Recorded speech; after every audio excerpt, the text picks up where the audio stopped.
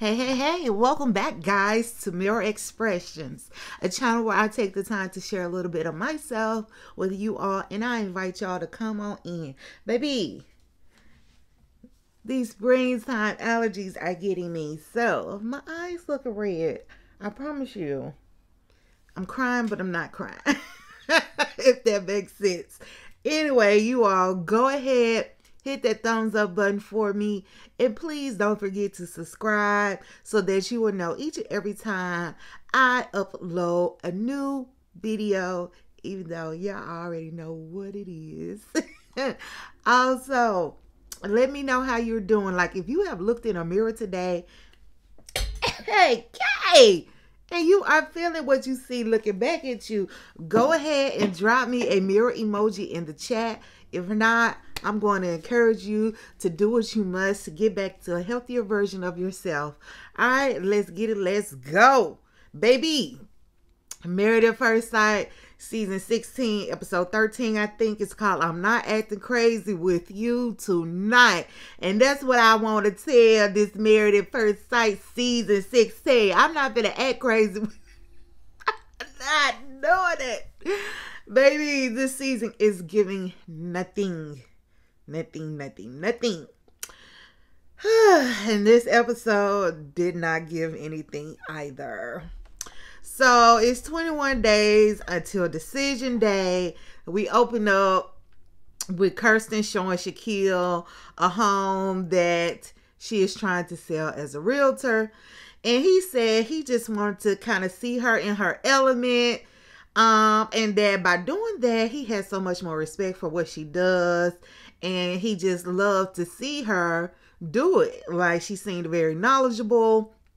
And so they even kind of start dreaming about living in a house like this and how they would hear the pitter-patter feet of their children and their children's friends. Like, they would be that house that everybody just goes to on the block.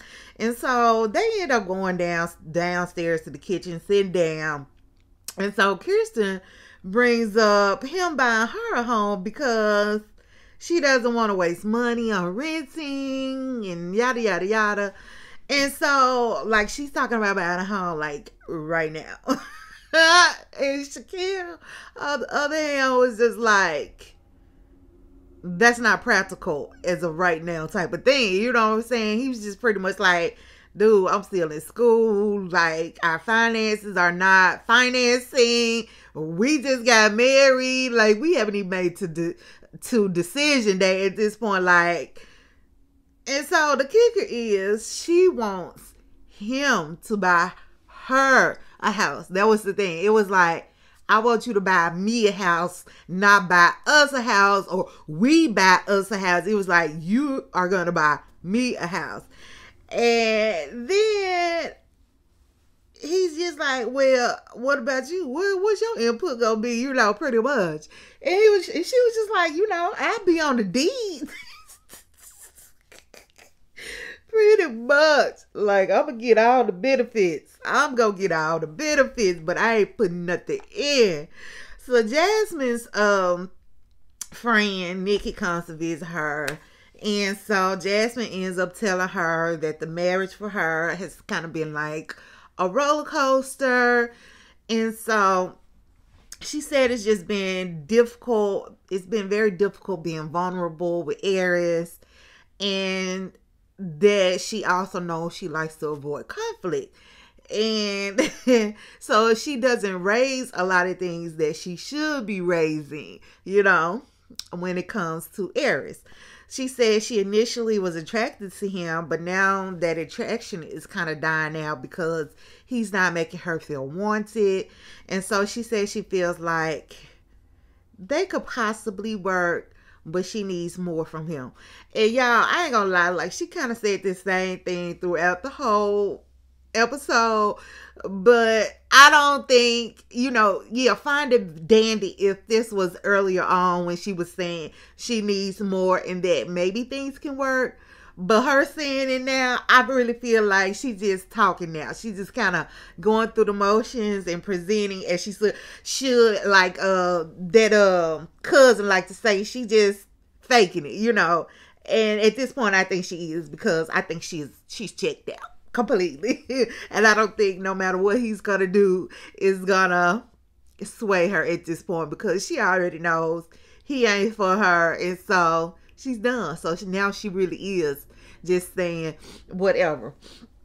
So this is also the episode where they take their spouses to their childhood homes, right? Or they they write the letter to their younger selves. Like, this is that episode, right?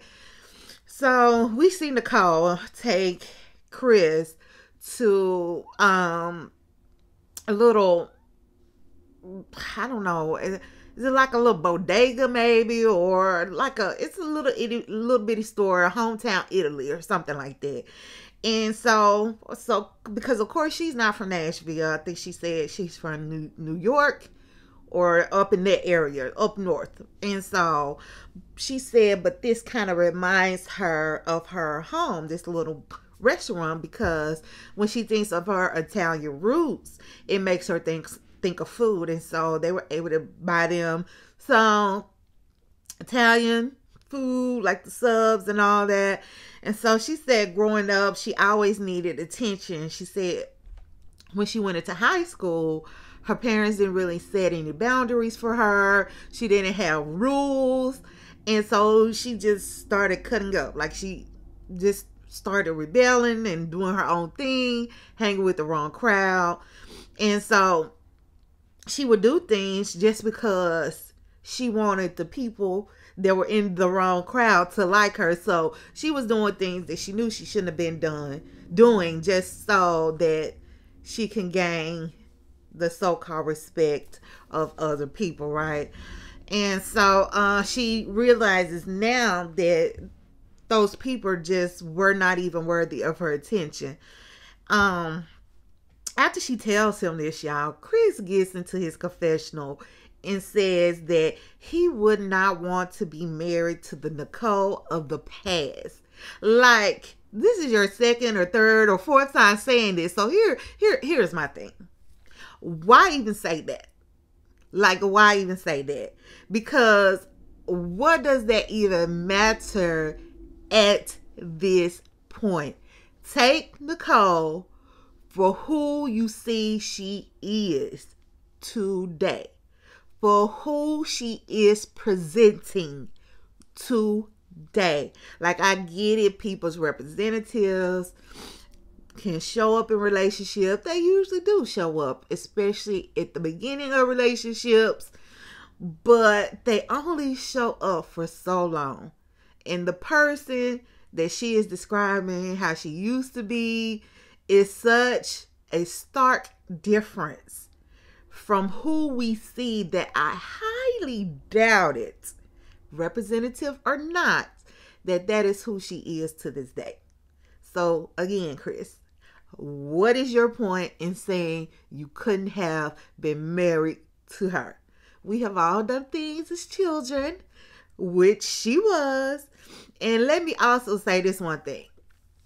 I never see Nicole do with you, Chris. I never see Nicole shame you or say anything negative about you when you bring up your past choices, your past decisions, your past situations. Like, she always validates you. She always does that. She validates you in the here and now, and she never judges you for what you used to be or the things you used to do. Why don't you just try doing the same for her? Or why don't you just do that? All right, moving on. We are 20 days until decision day. Excuse me real quick, y'all. This nose starting to run. I don't want to do that on camera, okay?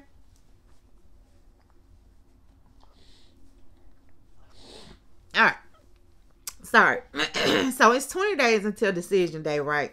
Clint takes Gina to the soccer field. He was really big on soccer growing up, but it didn't always start well with him. He said that, he had problems like big feet or something. And it just he wasn't the best soccer player. Like, his body just was not conducive to being the best, but he kept working until he was one of the best. And so he just talks about kind of like all the things he learned on the soccer field and how it made him very competitive and never want to give up. It is, sir. Yeah, was it raining or something? Because I just noticed that, like, their clothes was wet, their hair was wet, but I don't remember seeing no rain. Like, is it just me? Was it just me? I just looked up and I'm just like, but I could have missed it because now I be typing and watching. So sometimes I'm just hearing what's being said versus also seeing it because I'm looking down at my laptop monitor. But yeah, that was just really weird. Like, why are y'all standing out in the rain if it's rain? Anyway, of course they end up kind of just playing around on the soccer field or whatever. But Nicole, what's the girl name? Gina did say that she finds the one thing she kind of finds attractive about him is that he always gives his all, and because of that, she feels like this marriage can work. I literally wrote, "Girl, bye." You and I both know this marriage is not going to work. Y'all are just friends and bidding your time, and then y'all can go to y'all separate apartments in the same building and visit each other. Come sit on his floor with Hank. Because, baby, you know this is not going to be a marriage. Girl, go. So, anyway, over with Arisdale. He takes Jasmine to a card shop, trading cards, those kind of things, like a collector's trade shop. And so he said that he is trying to show Jasmine that he's being open and vulnerable with her so that in turn she could do the same with him. So he brings out his big old card collection. He had like 2 books full of cards. And I don't know if they were like baseball cards or something, like, but just cards. So I can't say what they were. I don't think they showed it. If they did, I missed it. So, it's not important anyway. So he was just saying how he moved around so much, and his cards were the one thing that he carried everywhere he went. No matter where they moved, that was the one thing that always went with him. And that it also kind of helped him to make friends in his new places. So he's showing her his different cards or whatever. So Jasmine ends up asking him, was his transition moving to Nashville a hard one? And so he said moving so much pretty much helped him adapt to different situations. And then he goes on to say that his therapist, I said, wait a minute, huh? What? I had to rewind that back. Like, are you seeing a therapist? Say, what now? I'm just shocked that he is actually going to a therapist. And I wonder if it's something he just started to do or he's been doing that on his own. Like, kudos. But he just did not strike me as a person that is seeing a therapist just by some of the ways he's acting. And that's the only reason why I say not because he's a black man or I don't know. I would say fit a stereotype that wouldn't, because I don't know if there is a stereotype. I don't know. But he just did not, just because of the behaviors that he presents with, strike me as somebody who is going to therapy. But anyways, he said his therapist pointed out to him that all that moving also made it easy for him to just get up and go. And so that's what he does. Like, even in his relationships, like his romantic relationships, like he said, if he sees something, he's just, boom, he's out of there. He said, whether it's a relationship, a city, whatever, he just gets up and go, and it's easy for him. He said Yeah, he was just basically this, just like what it is. And so when he said this, Jasmine's response was just, oh, wow. I don't know what to say. I have nothing to say. I said, honey, your face said it all. It said it all. She did get in her confessional though, and said that she wants to be deeper with him, but she's scared to, because she hears how easy it is for him to just cut and run, basically. And that's kind of how she was looking at him when he was saying that, how he just easy gets up and go. She was just like, You can't just see that little nose turn up like, red flag, red flag, red flag. Red flag, red. Like, you can just literally see that in her head. Like, nope, this ain't for me. So anyway, Kirsten ends up taking Shaquille to her childhood home, right? And so she was, it's a little small, modest home. And so she was saying that, I'm guessing there was only like 2 bedrooms, because she said her parents shared a bedroom, and then her sister, her brother, and herself, they all shared another room. And so she just said she remembers great times with them being in that home together. And y'all, this is what kind of gets me. Now, y'all tell me, is this just me? Because this is an insert. This has nothing to do directly to Shaquille and Kirsten. But why does everybody on this show come from these childhoods that have just been very challenging, or they scraping 2 pennies to survive, or they come from like this very modest beginnings, where, like, I know everybody's upbringing has not been their way. Like, are they literally choosing to pick people like that, so when they get to this point, it can be some kind of sad story? Like, I don't know. Like, is it just me? We have this every season, and it's always, oh, we didn't have so much.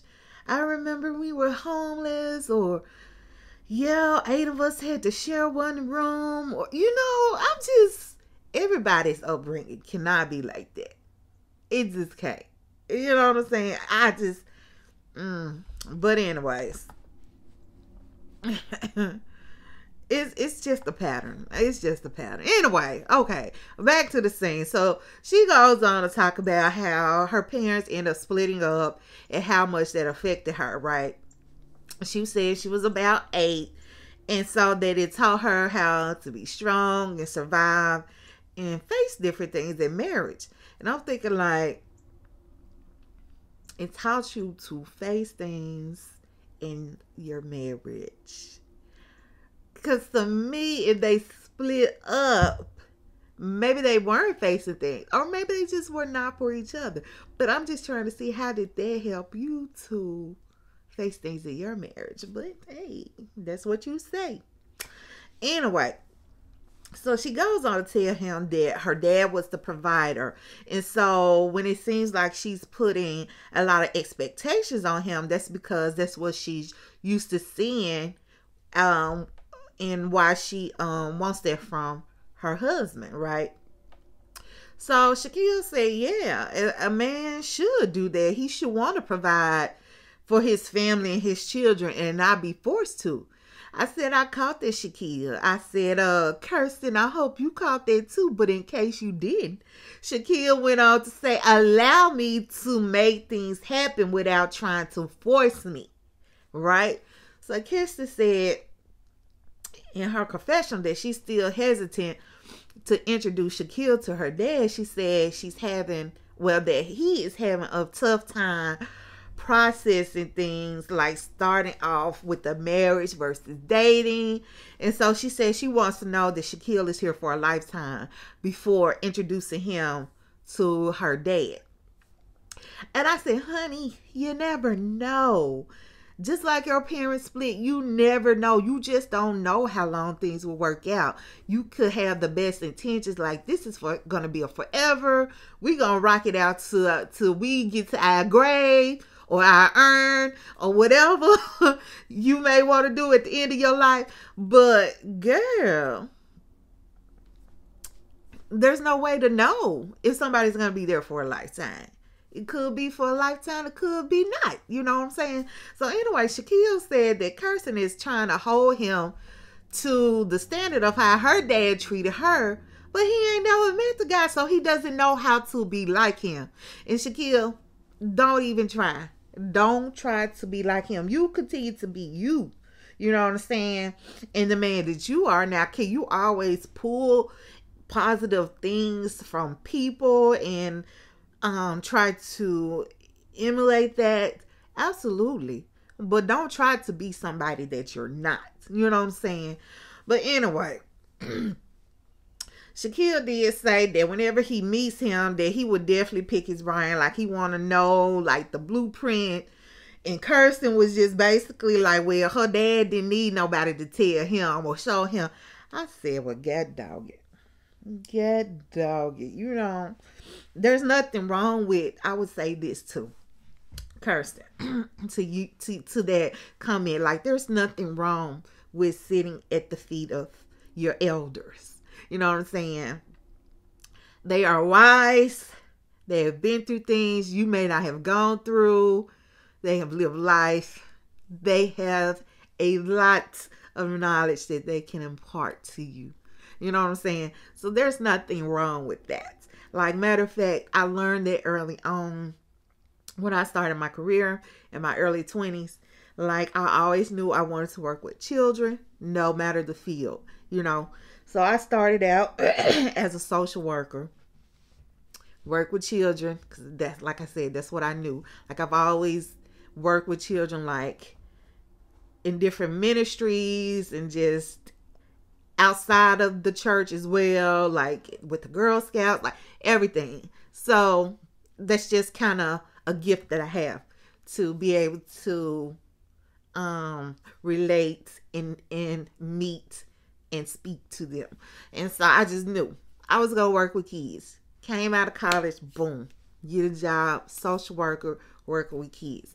Well, I don't even think I stayed on this job a year.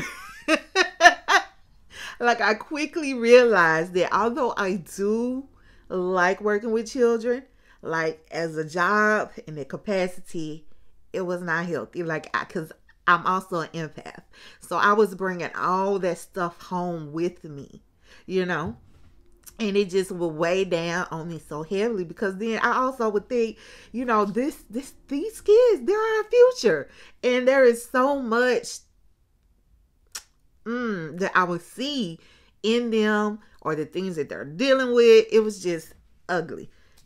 So flip that to, I left and I went from working with children to working with the elderly population, the geriatrics, and absolutely loved it. Absolutely. Because in a way, they're kind of like children. Because, you know, we all gonna go backwards. If we all just keep living, we gonna go backwards at some point. But they also have lived their life.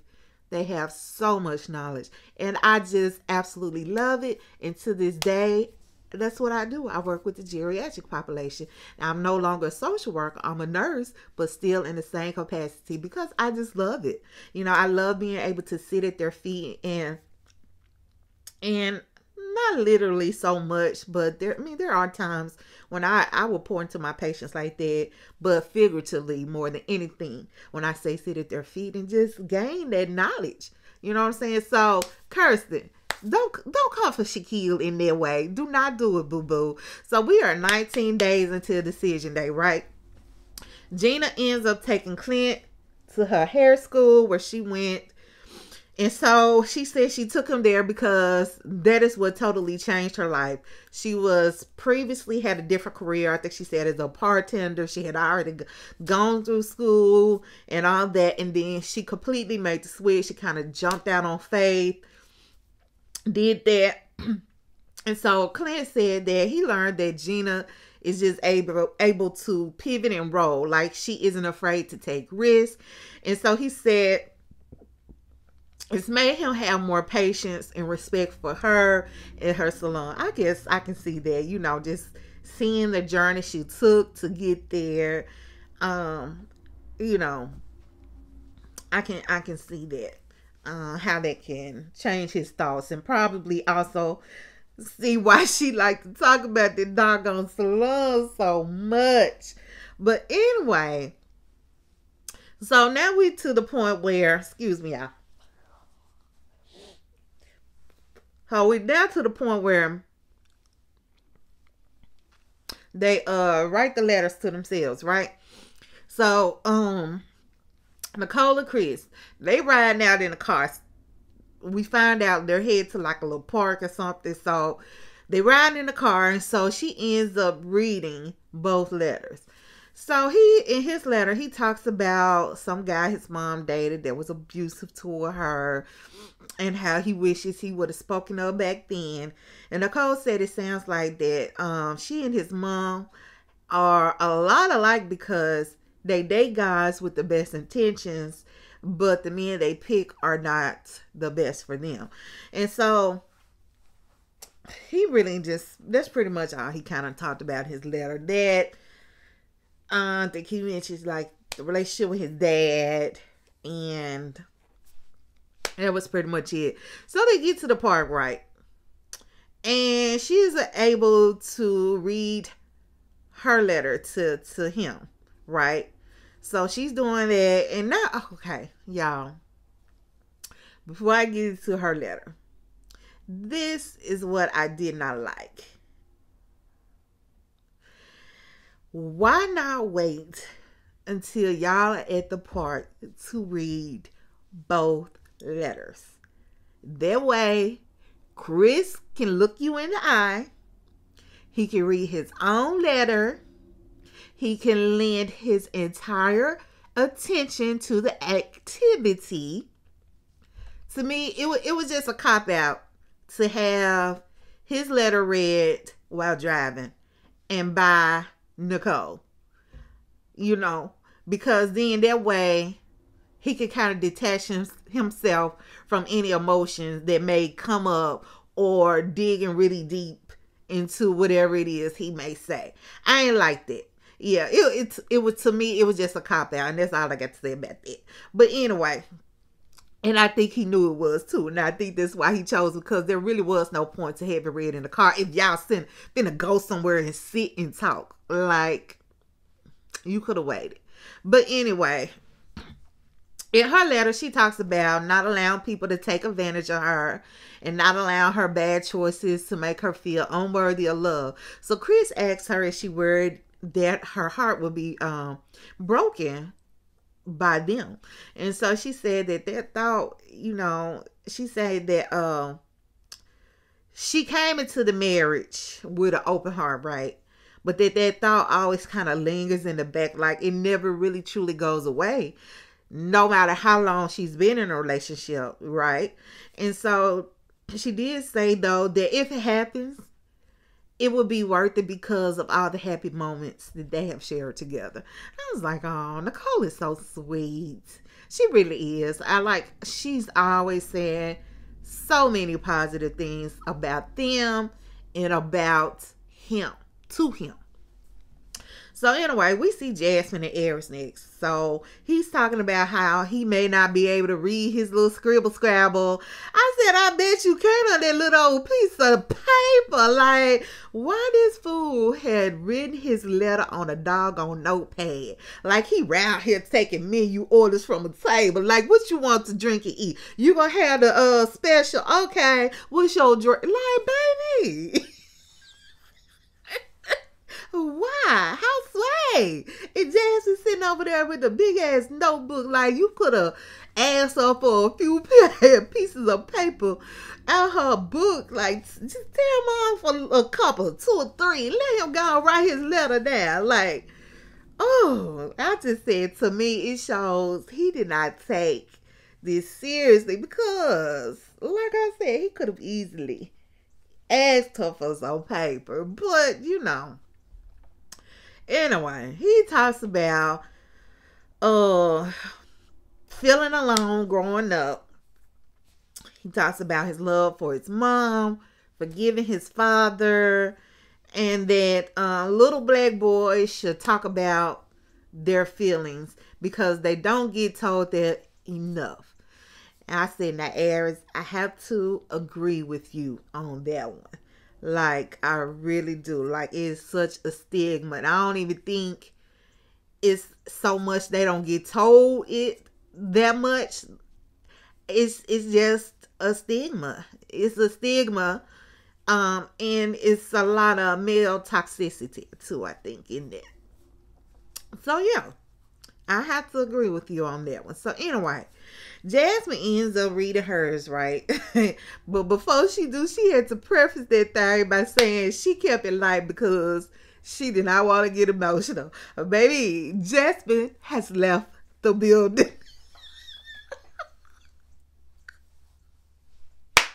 She is gone. Do you hear me? Like, deuces. Oh, Jasmine is gone. She is not stunned, Aries or blockhead or this marriage. So she is talking about the transition when they moved from Murfreesboro to Memphis and how that affected her.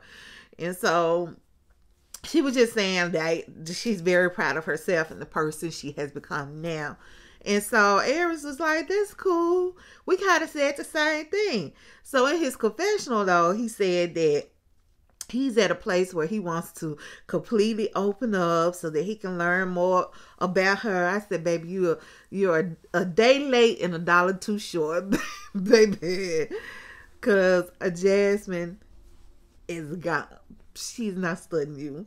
Anyway, so Shaquille ends up taking Kirsten to meet his godmother and god sister, right? So they end up meeting up like at a restaurant, having lunch or dinner or something. So he said the purpose is because and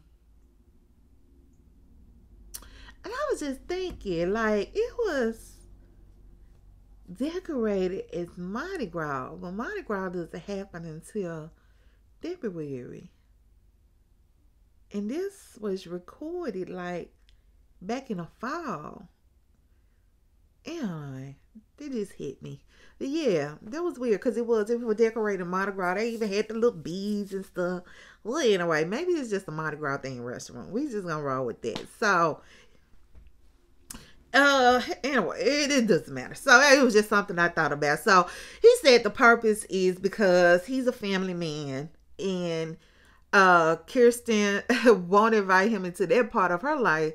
So he's basically going to lead by example to show her how important that is to him. So yeah, he invited his godmother and his god sister. They came from like Georgia and Mississippi just to be there. So they brought pictures with them, like from when he was younger, family pictures. They even had pictures of like the accident he was in when he was younger.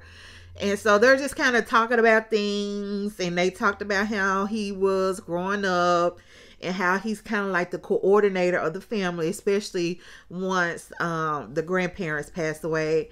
And I can see the same thing kind of happening in my family. Like, my grandmother passed when I think I was in the 7th grade. And then my grandfather just passed a few years ago. But it was just like, once he kind of died down, I can see the families, like the different branches of the children from them, like my mom and her siblings, like where we used to get together all the time. It's just not that close anymore.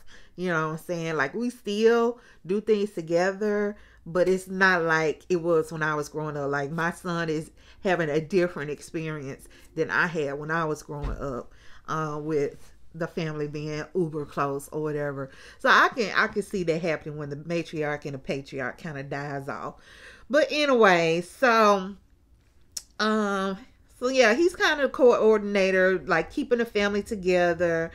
And so they talk about the car accident and how all the kids, like Shaquille and his siblings, were thrown from the car. Like him and his brother end up tangled up in some barbed wire, and his sisters both ended up, like one ended up in a ditch, one ended up like in the middle of the road or something like that.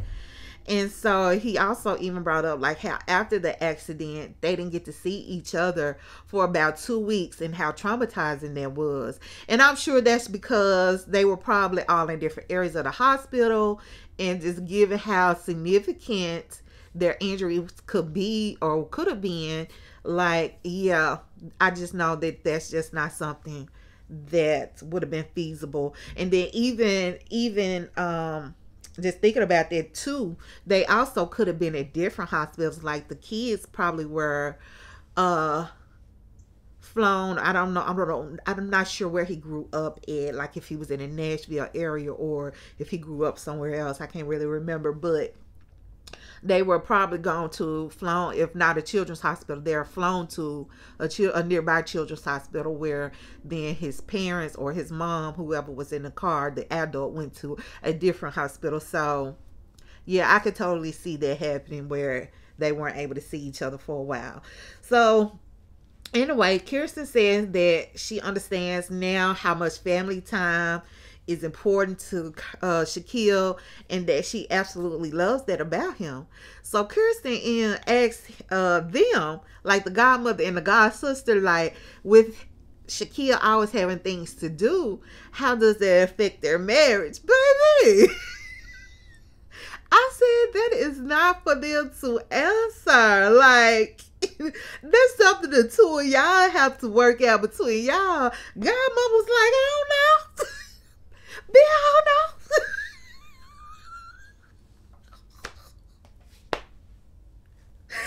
know. God says he did say, just remember to show up for him, support him. Like, that was the best advice you could give. Like, just support him, basically. And they still weren't really answering the question, because that is not for them to answer. They can't tell y'all what to do in y'all marriage and how something go. Oh, chat. With him going, with him being away, doing so much, how is that gonna affect how they know how this gonna affect your marriage?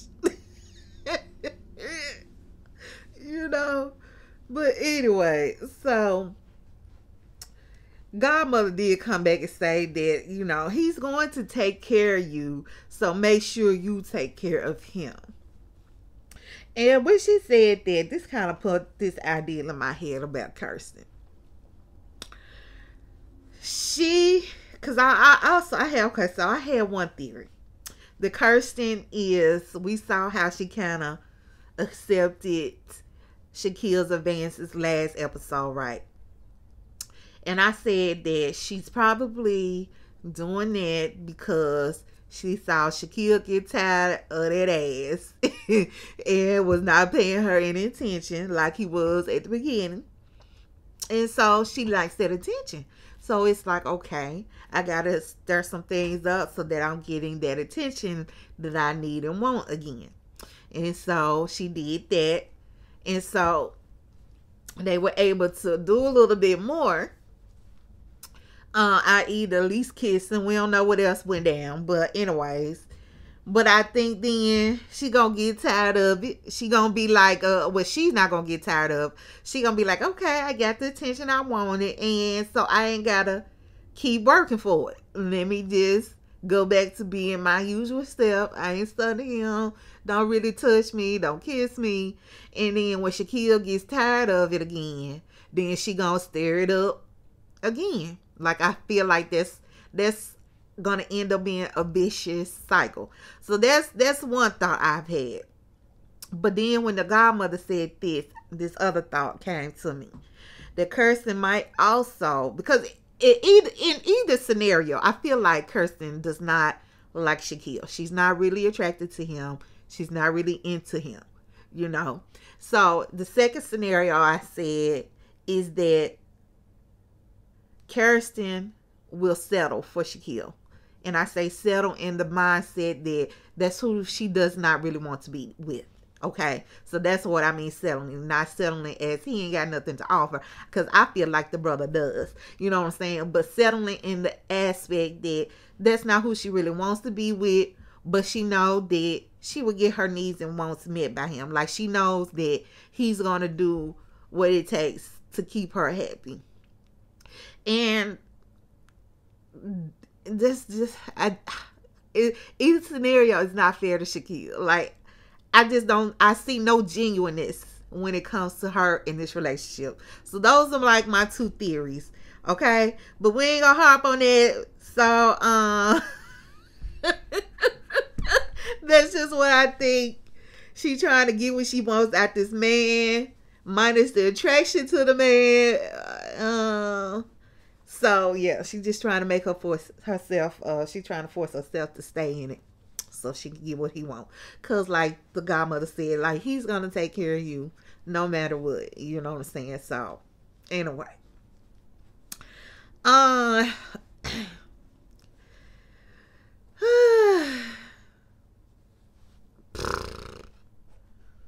let's see. So that's that on there. What was next? So next we see Gina, right? She's having to get together with some of the ladies, with the ladies from the salon. I ain't gonna say some because I think it was all of them, baby. Because, you know, the salon she at right now is that big. I hope the one that she's actually building, I'm sure it's gonna be a lot bigger. But anyway, so Clint asked him, you know, how Gina is at the salon. They kind of talk about her. This wasn't really nothing to talk about. They pretty much said nothing but positive things about her, good things, who she is, her work ethic, her personality, yada, yada, yada, insane. So then we see Chris taking Nicole to like this paint store. And so he was saying that his dad owns a painting business. And so he wants her to kind of get a feel about how things were for him growing up. And I'm just like, baby, you could have just told her back there while you sitting at that park table when you didn't want to sit there and read that letter. But anyway, take her to a paint store. What is that? I mean, hey, but don't set yourself off. So he talks about how his parents were divorced and how he saw his dad every other weekend. He didn't like working for his dad because his dad is a perfectionist. And if they didn't live up to his dad's expectation, then he was very hard on them, right? So he said his father made him realize the type of man he didn't want to be versus the kind that he did want to be.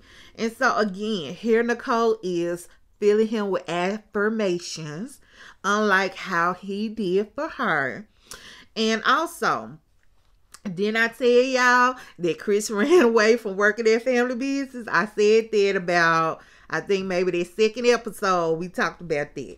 So he was the one that went awry. And I knew it. I knew it. But anyway, she says she wants to be his safe space, and him sharing that with her proves that she is. And so he said that his relationship with his father has changed, and that one of the pivotal moments for it changing was when he agreed to watch his dog. It made it seem like when he moved or something. I don't know, but because he ain't go into details, but apparently his dad had to watch the dog and watch him for an extended period of time.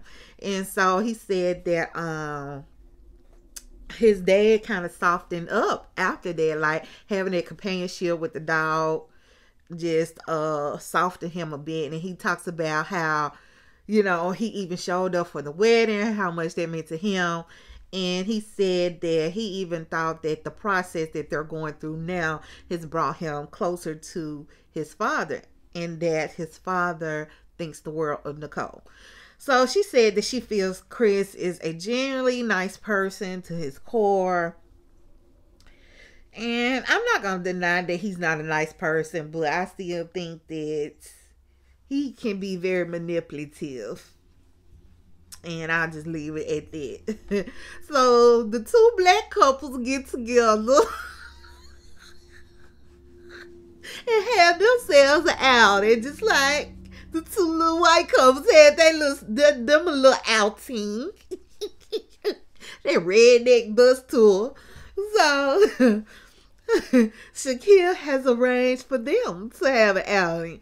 And it was so funny too, because when they first opened the scene, they were just saying the couples have arranged an outing. And I'm thinking like all the couples, and we get done but the two blackers, but it's all good.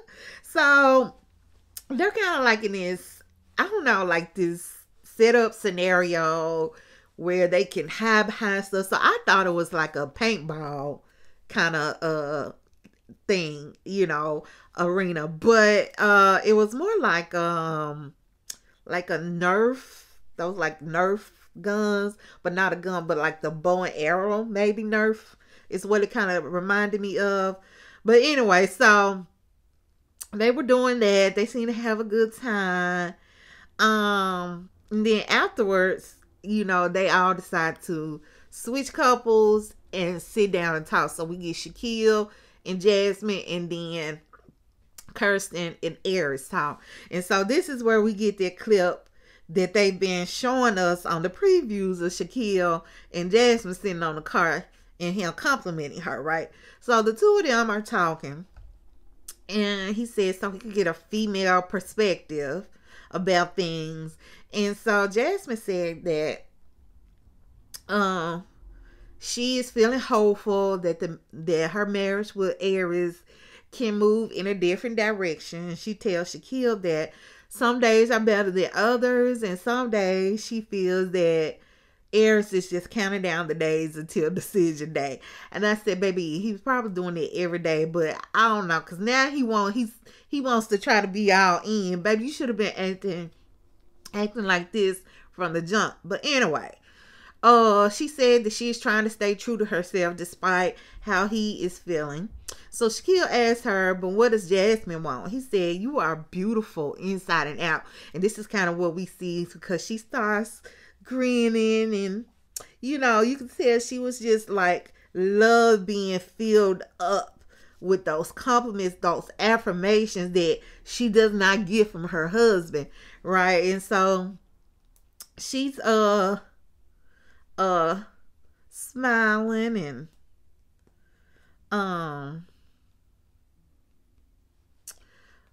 what am I trying to say? Anyway, let me keep moving. So yeah, so he was just like, you're beautiful inside and out, continue to walk your truth. And so Shaquille also tells Jasmine that as far as him and Kirsten, he's taking things day by day, right? And so he said Kirsten has so many expectations of him. And so Jasmine was like what? Like what kind of expectations? So he tells her like buying her a house, buying her a car. And so when he responds with, we have to get past decision day first, then Kirsten kind of takes that as him not being into her. Like, this man really isn't into me. And so he said he thinks those expectations come from her dad. So Jasmine asked him, has he ever been able to get that insight from her dad yet?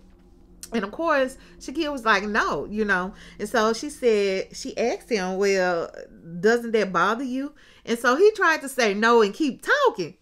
And so she was just like, no, it really doesn't bother you, right? And so he finally admitted that, yeah, it really does. It really does bother me. Okay. So then we see Aries and Kirsten talking, and baby, he is all up that ass. When I told you Aries wanted Kirsten, yes, because he's giving her all the attention right now as she talks. So she just tells him that her and Shaquille are making progress, and that attraction is growing for her. And so she said they still have problems communicating and things, but other than that they are doing well. So Chris ends up planning this activity for him and Nicole to paint like a picture. So he has this canvas and he's bought all this acrylic paint. And I said, honey, I hope they do not hang that thing up because he looked a hot mess. And that's all I got to say about that. So she wants to know if he's learned anything about her that has changed his mind about her. And he said, you know, obviously you went through some things you aren't proud of, but you did a lot of growing. So she said she would do it all over. Like she would do her life all over again if it meant she got to be right where she is, painting with her husband, Chris. I was like, she said she absolutely loves that she can be herself with him. Like they were having like a silly time. Like she had this little fake mustache on and they were doing like the little silly voices. And she was just saying how she couldn't just do that with any other person she's ever been with. Like just let loose and have a good time basically. So Nicole is really falling for him, baby. So anyway, over with Aries, he said he's taking the lead on being vulnerable with Jasmine so that so that he can get her to open up too. So he tells her that he has this letter that his dad wrote his mom or whatever. He said he just likes to read it over and over at times because it tells his story. So in the letter, apparently his mom and his dad had been separated, had been talking for a while. Y'all, it was all typed up and everything. I said, okay, Dad, for the type up letter, that meant he was serious. He was taking time to make sure it looked good. He wanted his woman back. So, she asked what things make him want to read it because he also said he keeps a picture of it in his phone so that he can just pull it out and read it wherever he may be. And so he said it could be anything like Father's Day, seeing a father and child duo. And, excuse me, y'all. And I can get there. You know, I can imagine how hard that is to lose a parental figure, and especially they're young and long for that. And so this is like the one thing or one of the ways that you continue to feel connected and not wanting to let go. Like it could just be anything. Like I lost my sister and a few years ago, back in 2016. And so, like I still hold on to a voicemail from her. And we're in 2023, and I can remember I had to switch phones. I had broke my phone, had to go buy a new phone, and I literally was panicking over that one voicemail. I was just like, am I going to lose it? Like I was in the store asking the people this.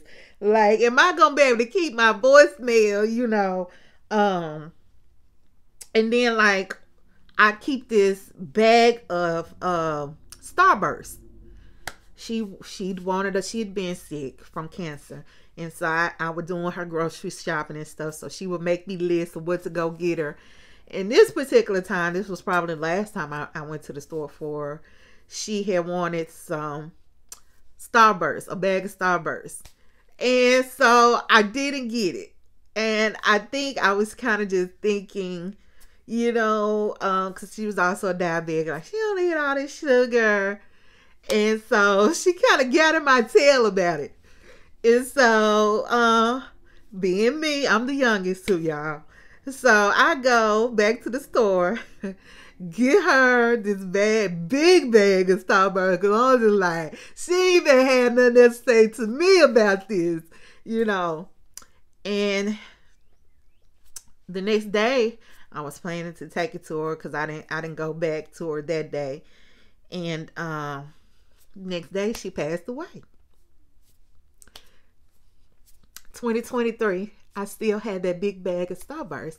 It's just, so I get it, Aries, you know, that connection. And it could seem so trivial to somebody. Somebody be like, "Gil, why is you holding on to that bag of Starburst?" But it's just, I can't throw it away. It was just like one of those last things, you know. So one day, one day I'll get there. Like, I can't even take her number out of my phone yet. Like, I'm not even there.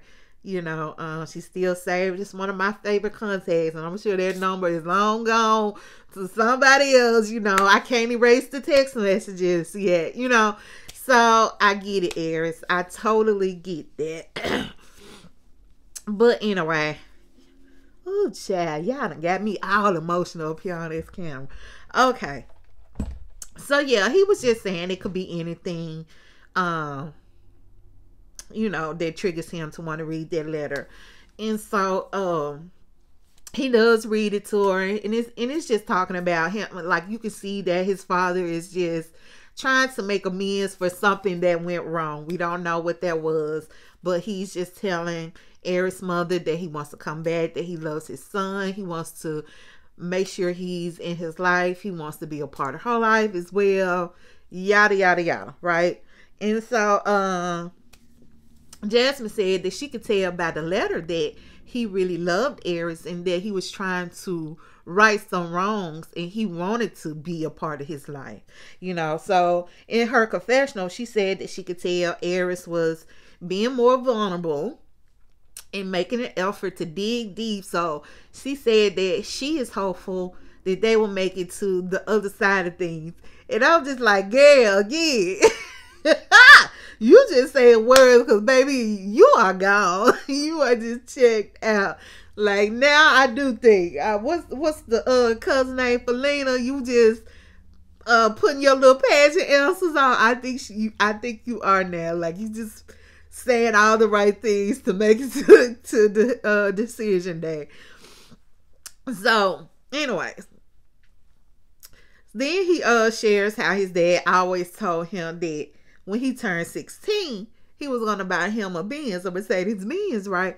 And so he said, since it didn't happen for him, that hopefully when he gets a son and he turns 16, that he will be able to buy him a Benz so he could have all the girls. So Jasmine was like, all the girls? And he was just like, yeah, well, first of all, he gonna have my good looks, and then, with the Benz, that's just gonna push him over the top with the girls. I was like, boy, please, your good looks are okay. So Shaquille and Kirsten are talking about their outing with Jasmine and Aries. Like, they're in the kitchen. She's sitting down eating. And so he said, that he really enjoyed the outing. He had a lot of fun or whatever. And so it took them out their comfort zone. And so she ends up asking, well, how did the talk go with Jasmine? And he said, it went well. They talked about their relationship, and he went on to tell him, well, I told her about your expectation for me to buy you a house. And she said, well, that's not a high expectation to me. And so he says, well, no. Then she goes on to say, well, you could replace my Mercedes with a Lamborghini, as if to say, now that's a high expectation. And so he said, or I can replace it with a Honda or a Toyota. He said, but then that wouldn't make you satisfied. And she said, no. So he goes on to say, well, then that's a high expectation.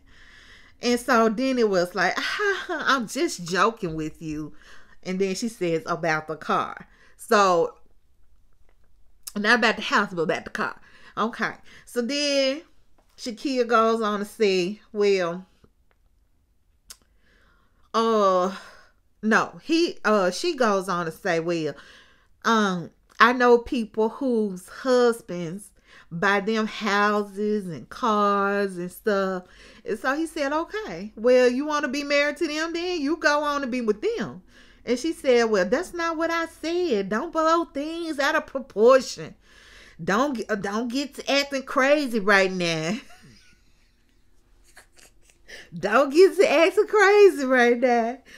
So he said, well, those are their marriages, and you can't compare me to you can't compare what we got going on to what they have going on.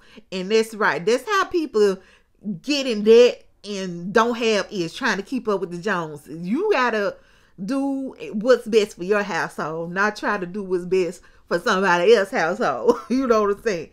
So she says to him, well, listen, we are not about to turn this conversation into this tonight. He said, oh, you're scared to talk about it? She said, why would I be scared? We've already had this discussion before.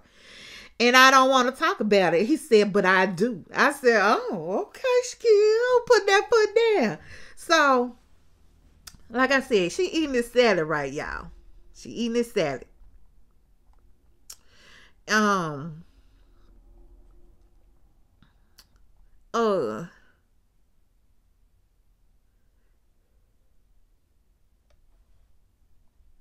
Hold on, y'all.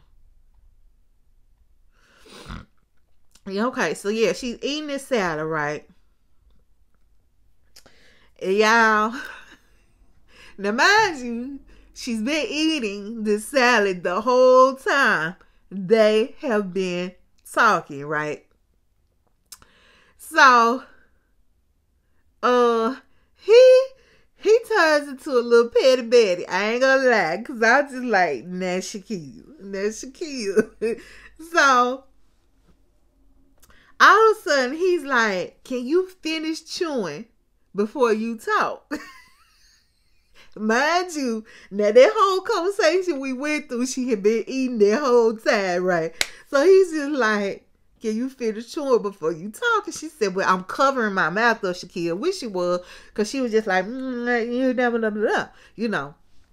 And so here he go, well, I can still hear you.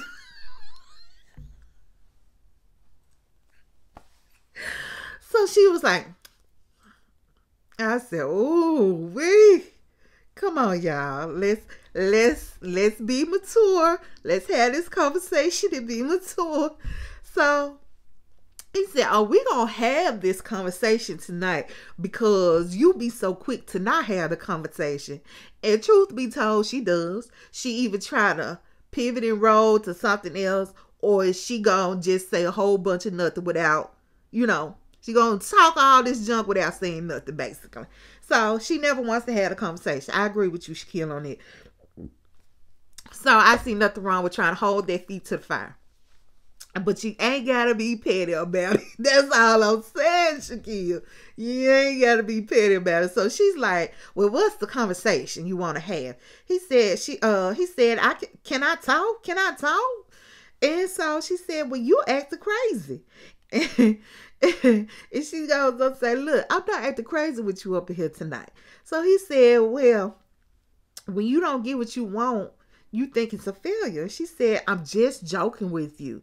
He said, at one point in time, you told me everything didn't have to be so playful. You got mad at me for joking all the time. And then we get the flashback to the honeymoon when they were standing on that beach. And she told him, you play around and you joke too much.